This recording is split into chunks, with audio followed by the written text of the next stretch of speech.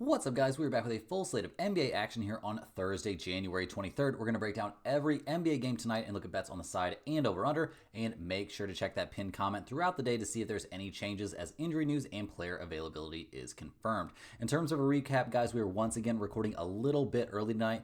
We do know that the Pistons plus 2.5, that one came through. That was a straight-up winner. A nice day out there for Detroit as they just continue to get better and better. We're in the very, very end of that game there between Minnesota and Dallas. We've got the Timberwolves at -2. That one's looking good if they can hang on here over the last 2.5 minutes. And then we've got the Sacramento Kings at -8. Obviously, that game hasn't even started yet, so not going to have the result on that one in at time of recording. Obviously, on the college side or the free pick side, you definitely cashed in if you were on that Stump the Spread free email newsletter, guys, because we had the Kansas Jayhawks at -6.5.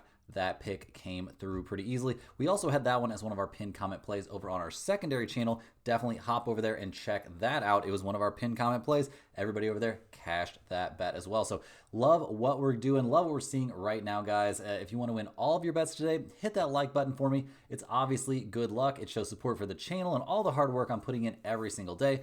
Obviously, I would love it if you would subscribe to the channel as well. It really helps, keep me motivated, keep things building here. We're trying to build I'd like to get to 100,000 subscribers. That is really, really the dream to, make that happen this year, and I think we can definitely do it. So also, guys, if you want to sign up for a channel membership, that's for the big time fans. You do get early access to all of my videos here on the main channel. So I do what I can to, give you a little bit of value there, and I really appreciate the support from you guys. Seeing that badge next to your comments keeps me fired up and motivated to make this channel even bigger and better. And obviously, guys, all these names on the screen right now that you're seeing, these are those channel members. So really appreciate you guys. Let's go ahead and hop into this video, but not before I mention stumpthespread.com. Like I was just talking about, get on that free email list to get free picks emailed straight to your inbox. You can click on the link down in the description. It'll take you to the site. You can get on the email list. You can sign up for a premium package, which you will see some things popping up on the screen right now showing people lately have been very, very happy with what we've been doing over there on the premium side. We put a ton of work. The entire team puts in a ton of work to those premium picks.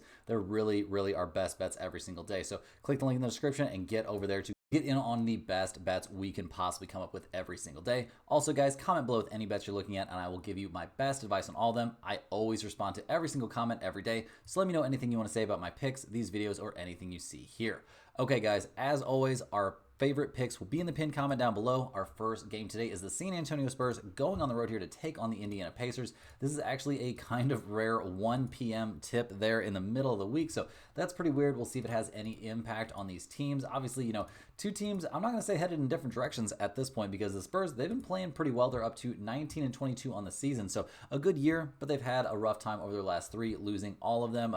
Played at least one close game there against Memphis, but got blown out once, and then got blown out at Miami, which kind of a bad look at the moment. So San Antonio definitely in something of a bounce back spot. It hasn't really been the easiest of sledding for them this season, but when Wembanyama is on, guys, he's an absolute monster. So I'm expecting to see pretty good stuff from him in this game. The Spurs in general come into this game healthy. Obviously, Sohan is out, but I don't think that really hurts them too much. I do expect them, have a maximum effort game out there. They definitely should be desperate for a win. It's going to be weird, though, obviously, this being one of those very, very odd, day games. They're going on the road to take on the Pacers, who are 24-19 this season. They've won their last 2 in a row. A blowout win over the 76ers. That's pretty easy these days, but a nice 111-100 win there at the Detroit Pistons. That is not something you see every day. Indiana has really turned things around here later in the season. We've seen Halliburton kind of figure his stuff out. It's been a struggle of a season compared to what we've seen from him recently, so we'll see if he can, continue this trend of playing better. I mean, his last time out in that win against the 76ers, obviously they're not even a real team at this point. He was pretty bad, 9 points, 9 assists. Not exactly an amazing day, but it's not like he had to really go nuts out there. I think they pretty much knew they were going to win that game against Philadelphia. So we'll see what they do in this one. The Pacers are 3-point favorites here. We've got a total of 230. The Spurs 10-9 against spread on the road. Indiana 9-1 against spread at home. They're also 11-12 against spread after a win. Guys, I'm going to be siding here just slightly towards the San Antonio Spurs. I don't think this is a play that's going in the pinned comment, but they definitely have everything they need to make this game very, very competitive. Wemby's due for a big, big game. If we see another stinker there from Halliburton, like Halliburton playing bad means we don't have to hide Chris Paul on defense so aggressively. So I think this is a good spot to side with the Spurs here. I think this comes down to a 1-possession game. Kind of the last team that has the ball gets the chance to win here. So we'll see what happens, but not a game that's probably going to end up in the pinned comment. Next up, we've got the Portland Trail Blazers going on the road to take on the Orlando Magic. Portland comes into this game playing some of their best basketball of the season. They've won 2 in a row, a nice home win against the Bulls, and then following that up with a win for us, a straight up win there at Miami. We had Portland as, I think, plus 9.5 or 10 or something like that, and they came through for us, absolutely crushing there. So, very good stuff. I mean, they went on the road at Miami, and we saw Anthony Simons play great. Jeremy Grant being out there really helps this team. Ayton actually kind of exerted himself. 22 points, 15 rebounds. Not something you see every day from dominating. This was not a very good game there for Miami. Obviously, when Duncan Robinson leads the team in scoring, that's not a great sign. We saw Jimmy play, and he's looking like he's going to get suspended for 2 games as well. I think they're accusing him of kind of sabotaging. But with 13 points, 8 assists, like how big of a sabotage can that really be? Obviously, not having what looks like their best player at this point in Tyler Hero was a big problem there for Miami. So Portland coming into this one playing pretty well, but a little bit banged up, guys. Anthony Simons day to day. We don't know if he's going to be out there. Ayton as well on the injury report. It appears that Ayton with that knee issue, he's rated as questionable for this game. So we'll see. He's coming off one of his best games of the season. So, yeah, it sounds like there's a very real chance he won't end up playing in this game. Anthony Simons, obviously a big deal there. He's questionable with a back issue. Is he actually hurt? I would say probably. I mean, he took a very hard fall there against Miami, so there's a good chance he misses this game as well. So, not going to be the full strength Portland Trail Blazers as they go on the road here to take on the Orlando Magic, who have lost 4 in a row. Pretty brutal stuff. Their last loss was a road loss there at the Raptors. They were leading that game at halftime, but could not make it happen down the stretch. They've also played some very tough opponents, so we'll see what we get from them in this game. Obviously, this team has been just completely ravaged with injuries. It's been brutal stuff. So we'll see what happens with Orlando. They come into this game obviously pretty banged up. No shocker there. Jalen Suggs on the injury report. Franz Wagner being listed on the injury report now is at least a step in the right direction. Cole Anthony on there. Jonathan Isaac on there. Like, the list just goes on and on. In terms of Jalen Suggs, he's expected to be out for this game, will not play on Thursday. Franz Wagner, with that oblique, he's been upgraded to questionable, so he's getting very close to return. Need to keep an eye on that. If he ends up playing, that really changes things for the Orlando Magic. Cole Anthony, he's dealing with an illness. He's questionable, and Jonathan Isaac also dealing with that same illness. He's questionable as well. So a lot of unknowns still for this game, guys. But if we do see Franz Wagner play in this one, I think we definitely want to be on the Magic here at -9. Seems like Portland's going to be tanking it very hard in this game. They are 12-9-1 against spread on the road. They're 7-6-1 against spread after a win, but Orlando 13-8-1 against spread at home. So keep an eye on this one. I'm thinking about throwing it in the pinned comment, to be honest, just on the off chance that we do see Franz Wagner playing this game. Like, why would they make him questionable if they weren't going to let him play? And this seems like the perfect spot to ease him back in. He can be on a minutes limit or whatever they need against a very bad Portland Trail Blazers team that's going to be intentionally trying to lose this game. Moving right along here, guys, we are looking at the Toronto Raptors going on the road to take on the Atlanta Hawks. Toronto comes into this game, guys, 11-32 on the season, but fresh off of that nice 109-93 win there against the Magic. This is a team that, when fully healthy, should be pretty decent, but it's been all over the place this season for Toronto. I mean, Scotty Barnes, a decent night, a plus 21 out there, and almost had a triple-double, so I'm not going to talk bad about him here. Davion Mitchell, a good night in his 25 minutes. RJ Barrett played well in his 28 minutes, so not a team that played a crazy amount of minutes. We also saw the bench look very good out there, and they shot 54.2% from three-point range. So can't really expect that every night, but we'll see what they can do here going on the road to take on the Hawks. The Raptors aren't going to have Quickly for this game, it appears. It seems like he's still going to be out there as he continues to just struggle to be available. You know what they say, the best ability is availability, and with that hip issue, he is going to be out for this game. The Hawks come into this one, guys. They are 22-21 on the year, but they've lost 2 in a row, falling at the Knicks and then at home against the Pistons. Yeah, 22-21 sounds about right for Atlanta. Honestly, that's kind of what they do every year. We'll see if they can, bust out of here and make some sort of run, but it just feels pretty unlikely to me. And they're playing on no rest in this one, which is going to be interesting. Obviously, we really appreciate Detroit coming through for us last night. Looking at the injury report, which probably isn't fully updated, we know that Richeche is going to be out for this game. That's like guaranteed. Other than that, guys, it's a bit up in the air. I would assume most of these guys are going to be available, but keep a very close eye on that injury report. The Hawks, 6.5-point favorites at home in this game. We've got a total of 235.5. Toronto, 9-11 against spread on the road, 5-5 against spread after a win. Atlanta, 8-10 against spread at home, and 3-5 against the spread on no rest. So Atlanta playing on no rest here, I do think is a pretty big deal. I'm definitely leaning towards the Raptors getting 6.5 points.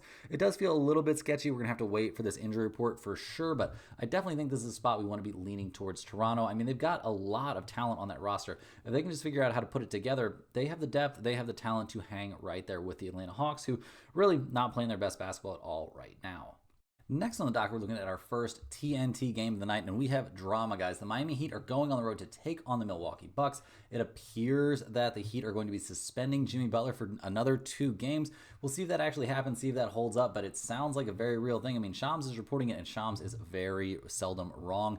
The Heat come into this game fresh off of a 116-107 loss there against the Portland Trail Blazers. They've now lost 4 out of their last 5 as they continue to struggle with this entire mess of a Jimmy Butler situation. Oh, looks like we got totally screwed there by a meaningless bucket at the end of that Minnesota-Dallas game. So that -2 turned into a loss. Thank you, Minnesota. You're going straight into the graveyard. We are not betting on Minnesota again, at least this month. We'll see what happens, but screw you, Minnesota. That is pretty messed up. I get to watch the end of that game because I was making this video and they managed to just blow it. I'm going to go ahead and blame Minnesota being terrible at basketball, but we'll see what happened down the stretch, guys. What actually happened here? We're going to look at the play-by-play.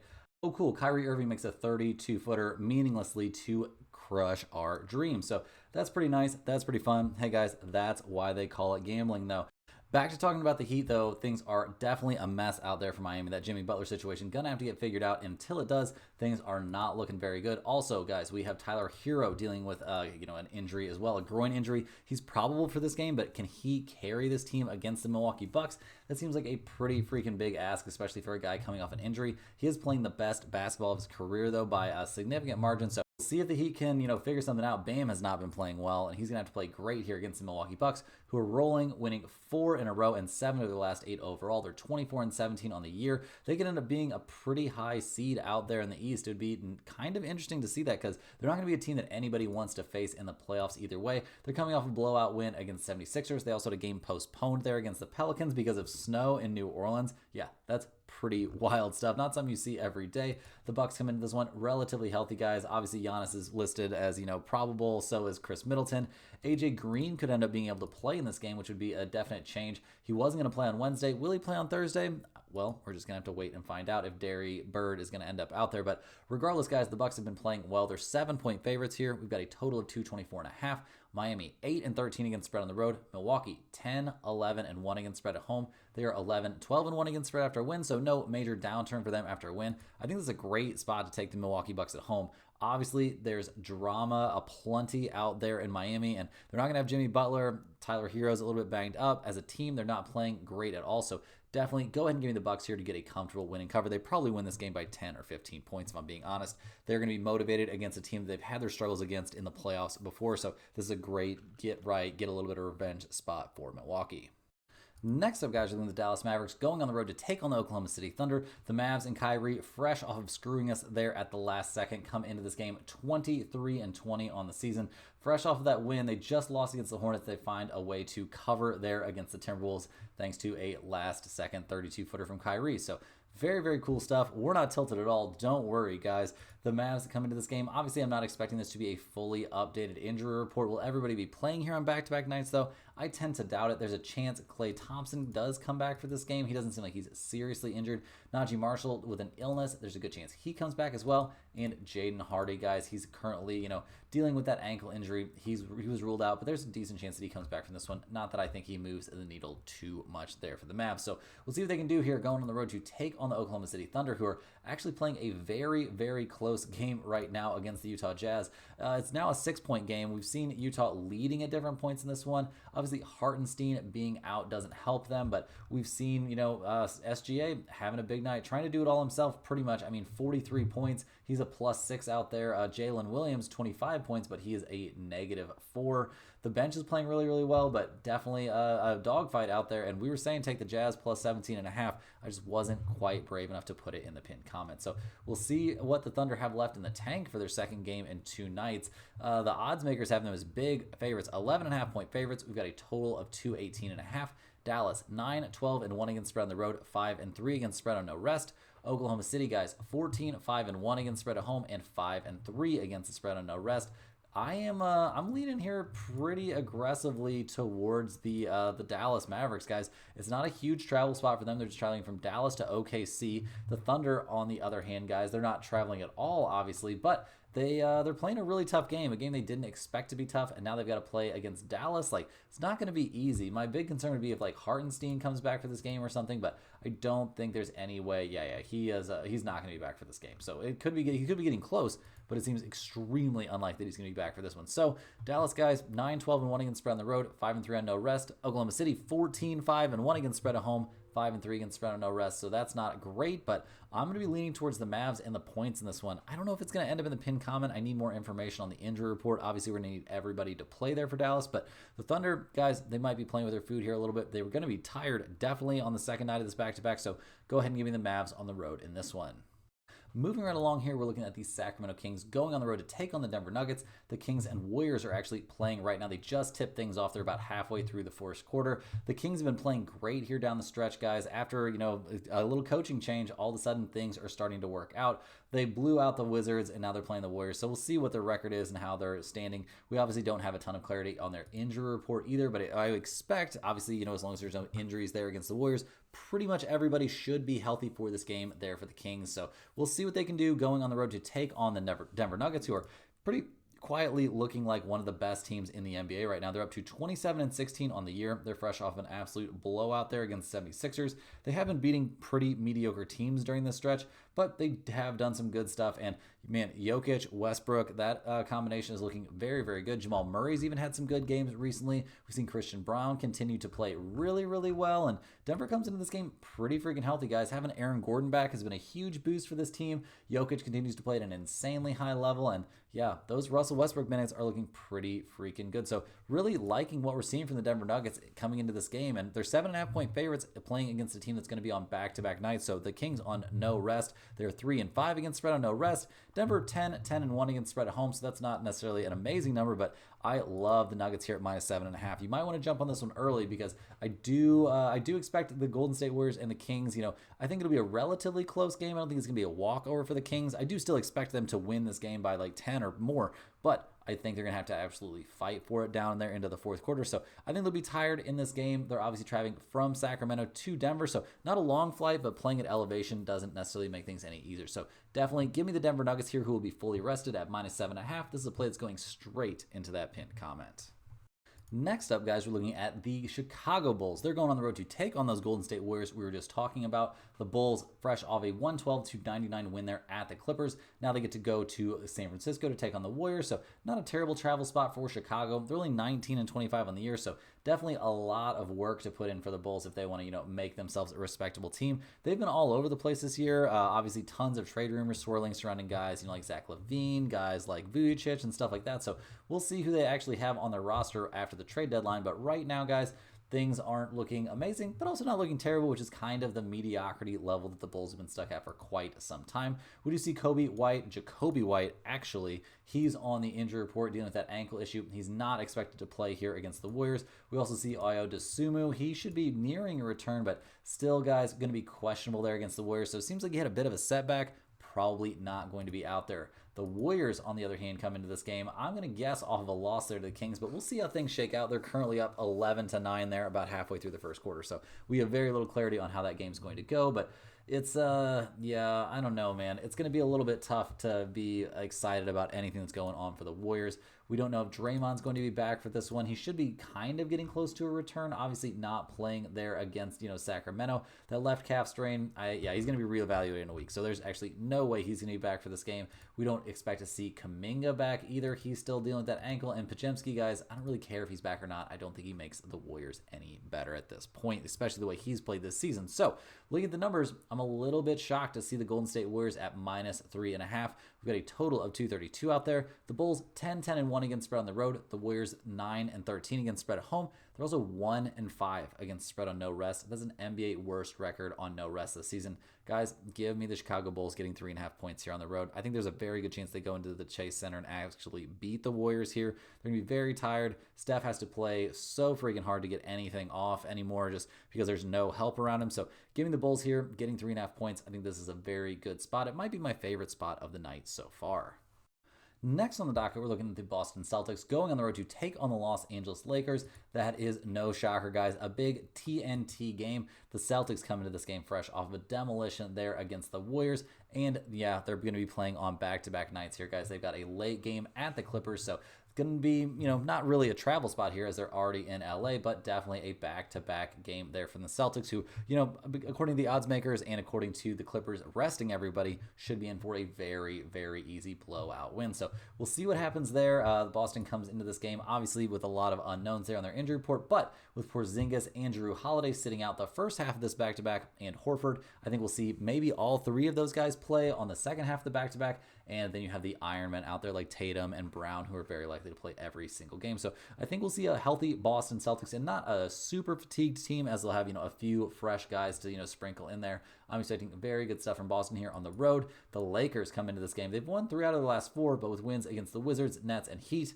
Not time to throw a parade here for the Lakers. It's being reported by Shams that LeBron and AD are pushing the Lakers to make a move. Apparently, Jared Vanderbilt is going to be back for this game, so we'll see how much that actually helps. We'll see if he can stay healthy for an entire game. That would be something pretty crazy, but I'm not really expecting a miracle here from the Lakers. I don't think Vanderbilt is suddenly going to turn this team around. Looking at the injury report, obviously Vanderbilt could be back for this one. He could not, but I expect him to play. LeBron and AD both on the injury report, but they are both probable, so I think we will very, very likely see them out there on the court in this game. So looking at the numbers here, the Lakers are getting 6 points. We've got a total of 222.5. Boston 9, 10, and 1 against spread on the road, 4 and 3 against spread on no rest. The Lakers 12 and 9 against spread at home, so they've been a decent team at home, but guys, 6 points against the Celtics, that's 2 shots for the Celtics. I don't know if I can really figure that one. I don't know. That doesn't seem good to me. Guys, give me the Celtics here on the road. I don't care if they win or lose here against the Clippers. It seems like a give-up spot from the Clippers, so should be a very, very easy win out there for Boston. And then they don't even have to travel staying in LA, so I'm expecting very good stuff from the Celtics. Give me Boston at -6 in this one. This game definitely has a shot to end up in the pinned comment. We just have to wait on a little bit of injury news before we can be 1,000% confident. Last but not least, we are looking at the Washington Wizards going on the road to take on the LA Clippers. The Clippers come into this game, guys. They rested everybody, so now they're going to be fresh here for the second half of the back-to-back, or at least that's the idea. The Wizards, 6 and 36 on the season. They're coming off a blowout loss against the Lakers. They got blown up by the Kings. They lost to the Warriors. They lost to the Suns. They lost to the Timberwolves. You guys see how the Wizards season's going. It's not a big secret that they are tanking as hard as they can. They've lost 11 in a row. They're probably the worst team in the NBA, so congratulations on that. They're playing everybody at least, so it looks like everybody should be healthy for this game, but does that really matter for the Wizards? Feels like no to me, guys. So we'll see what they can do here, taking on the Clippers, who have had a very nice home court advantage this season. It would appear that we're going to have basically everybody available there for the Clippers after, Harden, Powell, Kawhi, and Zubac all rested. Also, we see Chris Dunn and Batum resting. So, yeah, Kawhi, he was ruled out for this game due to, knee management, but it seems like a very good chance that he could be back and playing this game. Is that a huge deal? Honestly, not at this point. I need to see Kawhi play a lot better, get his knees much more and his legs much more under him before I, get excited when he plays. But regardless, I think having him out there is a plus for this team, at least in the long term, if not in the short term. And if you're looking to get some reps in, getting some reps in against the Wizards, that's a great way to build some confidence. So looking at the numbers for this game, the Clippers 12.5 point favorites. We've got a total of 224.5. The Wizards only 6 and 11 and 2 against spread on the road. The Clippers 5 and 7 against spread at home. That new home court advantage in that new arena, guys, pretty crazy stuff. Definitely give me the Clippers here at -12.5. They get a blowout win against a terrible, terrible, terrible Washington Wizards team that is going to be overwhelmed by that environment. And just in general, the Clippers, they're going to be fresh for this game too, so that definitely helps. That's all the games we have for today, guys. Hit that like button for good luck on all of your bets. Subscribe to the channel if you're new over here. I really appreciate all the new subscribers. Let me know in the comments any questions you have on today's slate. Make sure you get over to stumpthespread.com so you don't miss out on any more of those free pick winners that will email straight to your inbox. You sign up for that email list, 100% free. You'll get results on our premium picks emailed to you. You will also get all of these, free and sometimes premium picks sent straight to your inbox. So definitely check in on that, guys. We will be back tomorrow, hopefully on both channels. Check and see if we have an NCAA basketball pick up on the secondary channel. There's a link to the secondary channel in the description of this video, right there below the link straight to stumpthespread.com. So thank you everybody for watching. We'll see you tomorrow for more sports betting action.